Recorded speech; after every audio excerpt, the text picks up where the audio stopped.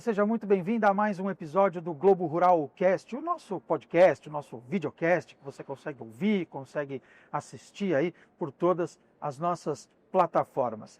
E estamos com uma nova série especial de episódios que é o Agro Horizonte, em que a gente detalha um pouco mais temas que foram discutidos na segunda edição do evento Agro Horizonte, que a Globo Rural, com apoio do Instituto Interamericano de Cooperação para a Agricultura, o ICA, realizou em Brasília. Nós estamos gravando esse episódio aqui no dia do evento e, claro, toda a cobertura, tudo o que aconteceu e tudo o que foi discutido durante o Agro Horizonte, você acompanha no nosso site e nas nossas redes sociais. E antes de apresentar o nosso convidado desse episódio, quero lembrar para você que todos os episódios do Globo Rural Cast estão no nosso site, nas nossas redes sociais, estão no nosso perfil no Spotify e também no nosso canal do YouTube, a quem eu convido você para se inscrever, para você curtir, para você compartilhar, para você deixar lá o seu comentário, sua crítica, sua sugestão e que tema que você gostaria que a gente conversasse aqui no Globo Rural Cast. E nesse episódio da série Globo Rural Cast Agro Horizonte, a gente vai discutir um tema que é muitíssimo importante e que mexe com os sonhos e talvez até pesadelos dos produtores rurais todos os anos, que é o seguro rural. Essa iniciativa, essa política de gestão de risco que todos os anos é discutida, todos os anos é colocada como prioridade, mas parece que todos os anos enfrenta dificuldades para ser implantada. E para falar sobre esse assunto, o nosso convidado aqui nesse episódio do Globo Rural Cast Agro Horizonte é o Glaucio Toyama, presidente da Comissão de Seguros Rurais da FENSEG. Muito obrigado, Rafael. Super prazer estar com vocês, falando um pouquinho desse negócio, dessa ferramenta chamada Seguro Rural e bater um papo aqui no Agro Horizonte, nesse evento tão importante para a gente congregar várias cabeças, vários segmentos dentro desse modelo de negócio brasileiro que é bastante potente, bastante tecnológico, que é o agro brasileiro. Glaucio, que participou de um dos painéis, né, do Agro Horizonte, falando exatamente sobre a questão do crédito e do seguro rural. Glaucio, eu fiz até num tom, claro que sem a menor intenção de ser desrespeitoso, mas falei aqui que o seguro rural mexe com os sonhos e mexe também com os pesadelos de muitos produtores rurais a cada ano. Por que o seguro rural ainda é uma dificuldade, tem essas dificuldades de implantação no Brasil, apesar de, pelo menos nos discursos e nas articulações, ele ser colocado como prioridade todos os anos, todas as safras? Acho que um tema que a gente acabou debatendo agora nesse painel remete a dois pontos interessantes ali no diagnóstico, do ponto de vista de conceito, né? Uma coisa é conjuntura, outra coisa é estrutura, né? Então, a conjuntura que o mercado brasileiro tem passado nesses últimos tantos anos, né? A gente passou por taxa de juros de 1 dígito e agora a gente está trabalhando com taxa de juros de 2 dígitos. O agronegócio sai de um valor bruto da produção de menos de 1 trilhão para mais de 1 trilhão nesses últimos anos. Então a demanda de capital de risco, a demanda de crédito para uma indústria a céu aberto, falando do Brasil como um todo, os principais complexos que a gente tem, soja, milho, cana-de-açúcar, café, pecuária, avicultura, o que for, demanda muito capital de risco. Naturalmente, na cabeça do brasileiro, do produtor brasileiro e do Estado, né, a questão toda relativa à taxa de juros acaba afetando sobremaneira a primeira demanda que tem o país, né, que tem o segmento produtivo. Então, a cultura de seguro hoje estabelecida, né, no cenário brasileiro é muito recente. O programa de subvenção ao seguro rural tem menos de 20 anos, né, com aportes muito pequenos em relação a programas públicos e com uma falta de clareza do que deve ser feito. Então o programa ele começou muito aberto, ele atende do produtor de 1 hectare até o produtor de centenas de hectares. Então essa falta de clareza do que é política pública e como você monta a estrutura, né, para que o programa tenha relevância, consistência, solidez ao longo do tempo ainda não foi mergulhado. Então, primeiro ponto, as prioridades do Brasil ao longo dos últimos anos, taxa de juros, crédito de demanda de capital intensivo para a agropecuária é enorme. 2, não existe uma profundidade do que deve ser feito, né? Esse projeto de lei da senadora Tereza Cristina 2951, que está sendo encaminhado para aprovação nas próximas semanas, pode ser um bom arcabouço para a gente ter os próximos passos estruturais para uma proteção de risco. E o terceiro ponto, a cultura de seguro no produtor. E falando de cultura de seguro, o mercado de seguro, em conjunto com as entidades produtoras, eles precisam somar forças, porque esse negócio da proteção de risco, da gestão de risco, da priorização no mercado brasileiro, independente se a taxa de juros vai continuar nesse patamar, como vão ficar as políticas públicas, o próximo evento já está encomendado. Né? O próximo evento climático vai acontecer em algum momento, em alguma região, que vai afetar algum segmento produtivo. E o produtor não vai deixar de plantar, né? Exato. O produtor não vai deixar de plantar, o criador não vai deixar de manejar o seu rebanho, né? Quantas vezes a gente já não ouviu esse clichê, né? Esse lugar comum de que a agricultura é uma indústria a céu aberto, tá? Né? Então acaba, e aí quando você fala de cultura de seguro, quer dizer, é uma coisa que é necessária, mas o que falta para se colocar essa cultura do seguro? Onde falta chegar? O produtor ainda precisa estar ciente da importância do seguro, ou ele está, mas é o seguro que talvez não esteja tão, entre aspas, consciente da importância de se chegar ao produtor? Não, sem sombra de dúvidas, o mercado de seguro está consciente que tem que chegar no campo, tem que atender o maior número de produtores, com o maior escopo de cultivos e segmentos que a gente tem no Brasil. Então, o mercado brasileiro está preparado, sob a ótica de seguradora, em termos de técnicos com expertise e capacidade de desenvolver produtos. Né? Então, o que a gente observa, né, que política pública para o produtor pequeno, com agricultura vulnerável, pecuária vulnerável, esse processo ele tende a ser educativo, vai acontecer ao longo do tempo. Então, nesse cenário, a gente precisa de iniciativas. Subvenção é uma iniciativa importante. Mas você precisa ter no agente de crédito também uma percepção que uma operação de crédito com seguro tem um risco e uma operação sem seguro tem outro risco muito maior. Então, se você não trata isso em taxa de crédito para oferecer ao produtor, você também não gera um incentivo. Então, não só o sistema financeiro, mas todo o sistema estabelecido que apoia o produtor, seja fertilizante, defensivo, semente, toda a parte de trading, indústria, deve estar incorporada numa proteção de risco para que a gente tenha uma educação desse negócio ao longo dos próximos anos. O grande produtor é outra história. O grande produtor ele tem capacidade de tomar risco, ele distribui melhor, ele tem capacidade de, eu vou tomar essa tecnologia, eu vou fazer dessa forma, e ele tem muito capital, dependendo da situação de cada um, obviamente, para absorver riscos, porque a estrutura pode melhorar a sua vulnerabilidade. Mas aí você falou, por exemplo, do crédito com seguro tem uma determinada margem de risco, um determinado perfil de risco, e o crédito sem seguro tem outro.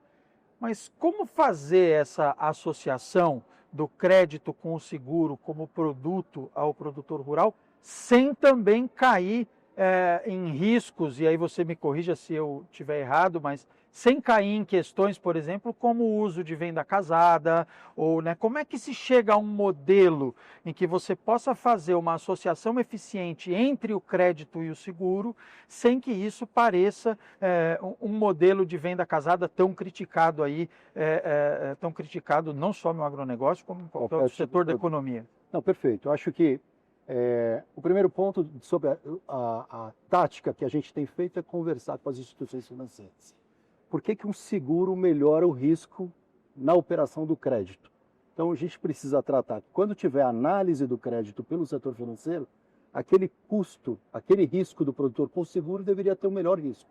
Então, você já melhora a capacidade de você diminuir taxa de juros para o produtor. Então, você gera um estímulo. E já tem bancos fazendo, né? A gente já tem bancos fazendo essa análise e já operando nesse último semestre com redução de taxa de juros por conta de uma oferta de seguro instalada ali na apresentação para o produtor. O segundo ponto, em termos de estrutura, a gente tem conversado e tentado buscar esse diálogo com as instituições financeiras, porque quando o risco aparece, a inadimplência aparece, o atraso aparece, considerando o modelo contábil que a gente tem no Brasil, as garantias vão ser exercidas, né? E as provisões dentro do banco vão ser aumentadas. Se você tem um seguro que diminui essa provisão, você melhora o uso de capital dos bancos e você melhora a condição de precificação. Então, do ponto de vista estrutural. O que você trata em relação à venda casada, e aí tem uma série de conceitos. O que é venda casada de fato, né? Eu vou dar o crédito vinculado a uma operação que pertence ao meu grupo econômico. isso pode ser gerado com uma percepção de venda casada, porque você está favorecendo você mesmo numa operação de compra. A nossa análise, considerando quem dá o crédito, né, seja o banco, uma cooperativa de crédito, um trader ou uma empresa de insumos, se ele fala, eu vou liberar uma condição comercial de crédito a futuro, a termo, e eu quero uma operação de seguro, isso não é venda casada, isso é condição da operação. E não precisa ser necessariamente da mesma instituição. Exatamente. É isso que você está colocando. Isso. Você tem que abrir a oferta para poder ter mais possibilidades do produtor poder escolher. Eu quero escolher qual produto eu quero comprar, se está no teu escopo de aceitação como agente de crédito, que tipo de solução você está me trazendo. A liberdade da escolha seria o grande ponto. Agora, vincular a operação de crédito como uma demanda de seguro, para mim, não é uma venda casada. É importante a gente deixar claro esses conceitos. Agora, você falou que essa questão da liberdade de escolha e da possibilidade do produtor escolher é importante. Existem hoje produtos suficientes e empresas suficientes operando no mercado que favoreçam essa liberdade de escolha do produtor? Como é que está estruturado o mercado de seguro rural nesse ponto? Acho que vale 2 pontos aqui. O primeiro deles é nos segmentos e cultivos que a gente está estabelecido, e 2, nos cultivos que a gente não está estabelecido. Então, primeiro, separar isso.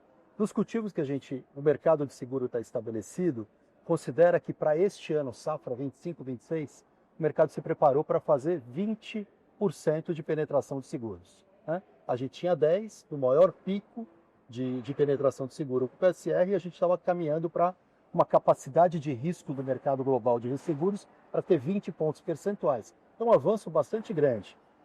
Existem várias seguradoras operando no mercado, tem diversos tipos de produtos. Normalmente, a gente acaba discutindo, os produtos não são suficientes, depende de onde você olha. Obviamente, o produtor de soja do Rio Grande do Sul tem uma percepção de risco muito diferente do produtor da BR-163 do Mato Grosso, que tem uma menor volatilidade de risco. Então, quando você considera as percepções de risco dentro do mercado de seguro, os produtos tradicionais que o mercado de seguros oferece na região sul do país são eficientes, são bons. Né? Agora, quando você vai para o Centro-Oeste, a gente teve que criar. Então, a gente criou um produto de margem, a gente criou um produto de garantia por faixa, a gente criou um produto paramétrico para garantir chuva excessiva na colheita ou falta de chuva no plantio. Então, existe uma série de produtos que a gente consegue adaptar. Então, discutir a situação única que seguro agrícola, seguro rural é um só e é da mesma forma, não existe mais isso.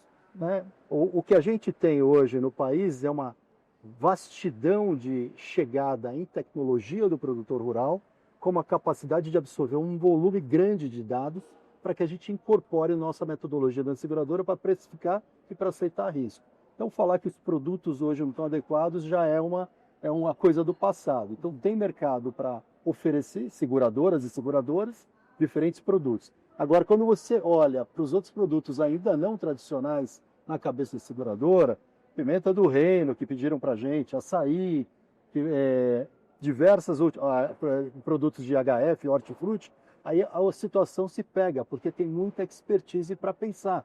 E não necessariamente o produto que a gente oferece para grãos, para cana, para café, é o mesmo que a gente vai oferecer para maçã no sul do país ou para uva no Vale do São Francisco. Sim, são riscos diferentes e perfis de produção diferentes. Exato. Então, agora, a gente ouviu durante o Agro Horizonte, o evento, afirmações de que, por exemplo, o modelo atual de seguro rural no Brasil estaria falido. Você concorda com essa afirmação? Eu concordo totalmente. Eu acho que o ponto é, se a gente teve um pico de penetração de seguros em 2021, né, e que estava caminhando tudo muito bem para a gente sair de 10 pontos percentuais para avançar para 20 pontos percentuais, o que acontece do hiato de 21 para até agora? Né? Então, o primeiro ponto é que a gente teve uma crise, Covid, tivemos crise de seca, as margens dos produtores aumentaram, o preço da commodity e tudo mais. Então, tem um capítulo ali para se analisar. O segundo é o orçamentário. Né? Então, o governo vem reduzindo o valor orçamentário ao longo dos últimos tempos, ao ponto que neste ano a gente vai ter menos de 400 milhões em termos de orçamento, que em 2021 teve mais de 1 bi. Então, tem uma redução grande na história toda. E o terceiro ponto é que a gente não pode esquecer de ter análise conjuntural. É como que você faz um modelo de negócio que você tem que atingir o pequeno produtor, o médio produtor, nas regiões mais vulneráveis, com o custo do dinheiro Selic hoje é 15%, que está chegando a 20%, 21% na mão do produtor, para ele falar, eu tenho que comprar seguro, mas não cabe você ter o serviço da dívida mais o seguro para pagar. Então, meu primeiro ponto é analisar o que deu errado. Não estou falando que está tudo certo, estou falando que precisa analisar o que tem de inconsistência ao longo do tempo.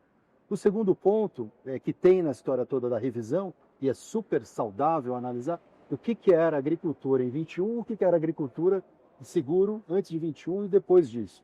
Então a gente precisa remodelar, o mundo mudou. Né? Como que a gente quer se posicionar como mercado de proteção de seguro orbitando nesse sistema de agro.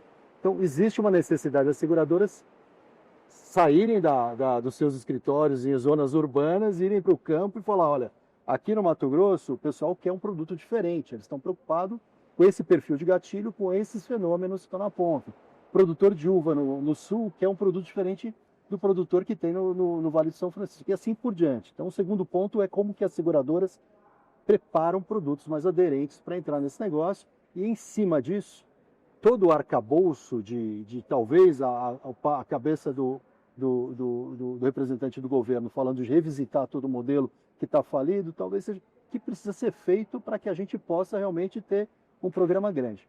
O que vale nesse comentário todo é que o Brasil não é os Estados Unidos, né?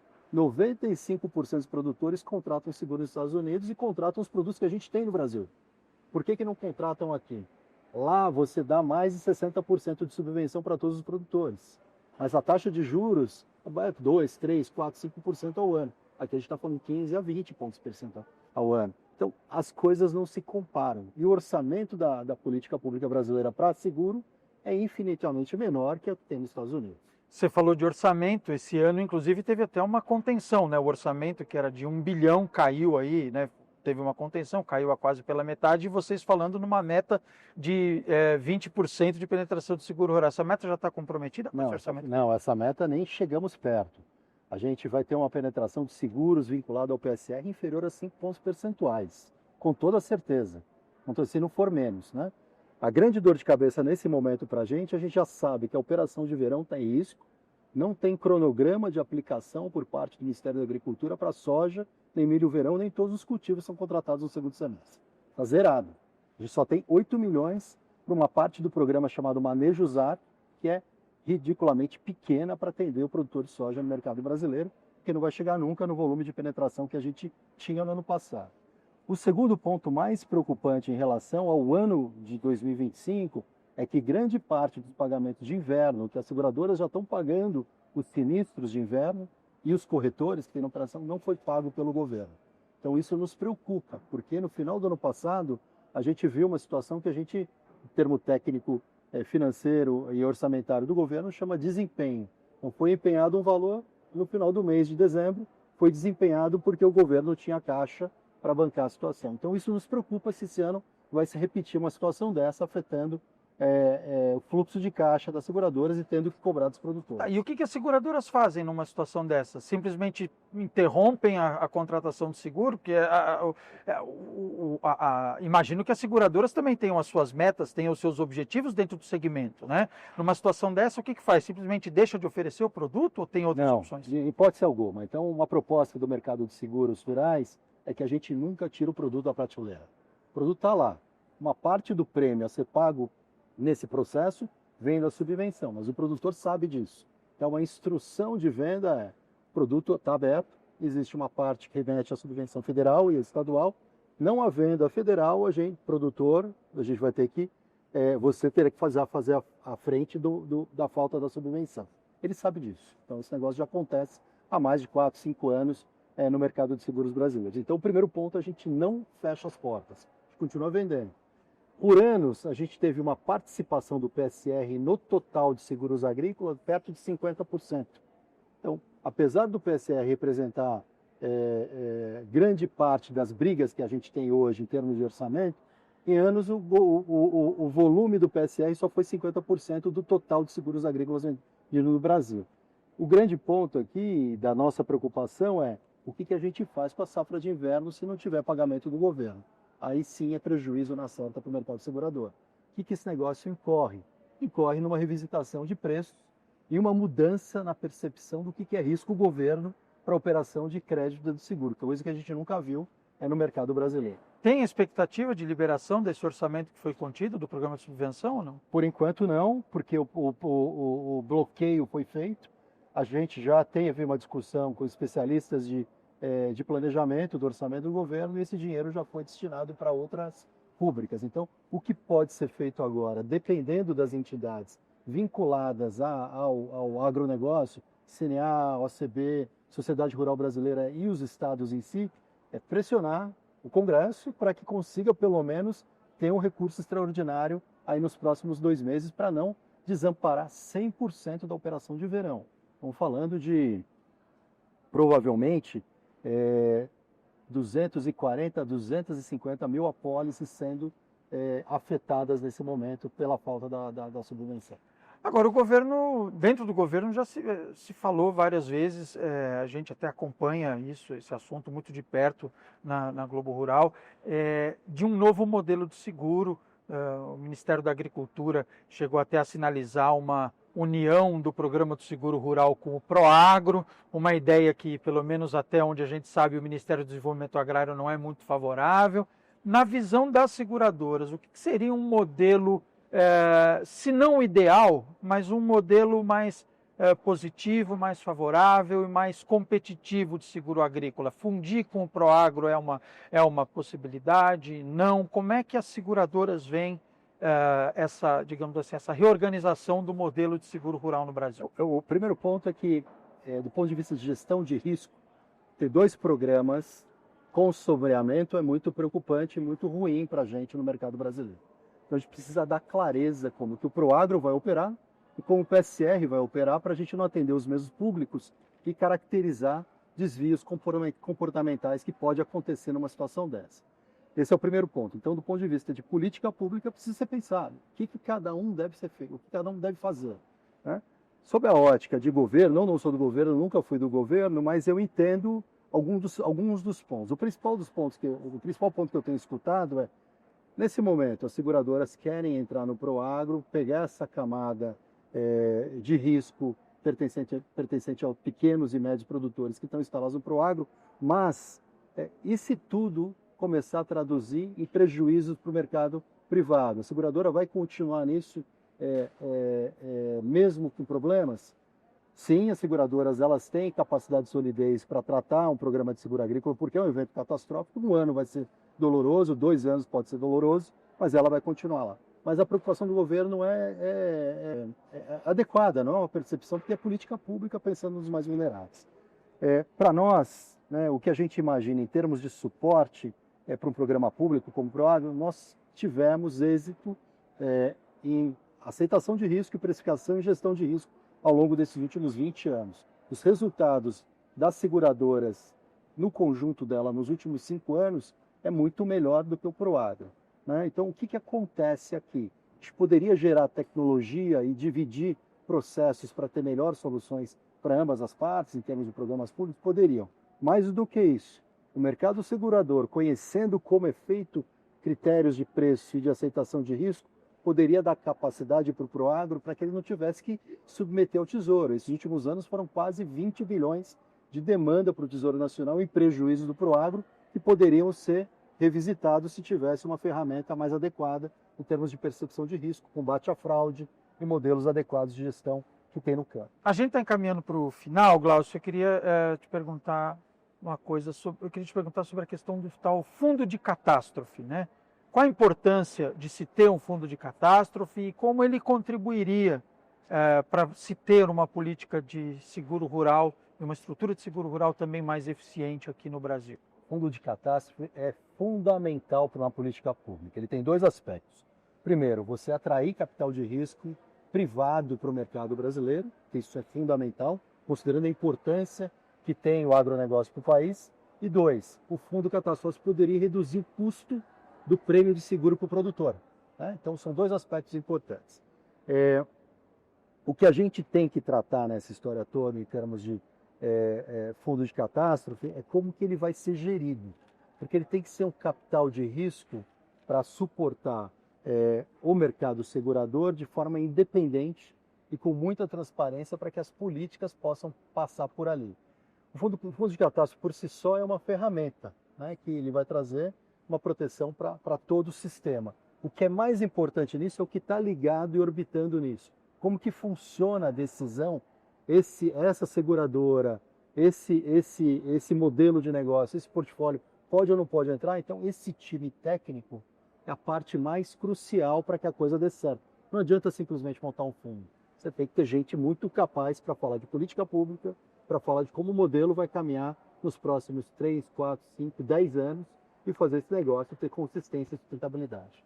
Glaucio Toyama, presidente da Comissão de Seguros Rurais da FENSEG, muito obrigado pela sua participação aqui no Globo Ruralcast, obrigado pela entrevista e até uma próxima oportunidade. Um prazer, muito obrigado, Rafael. Valeu.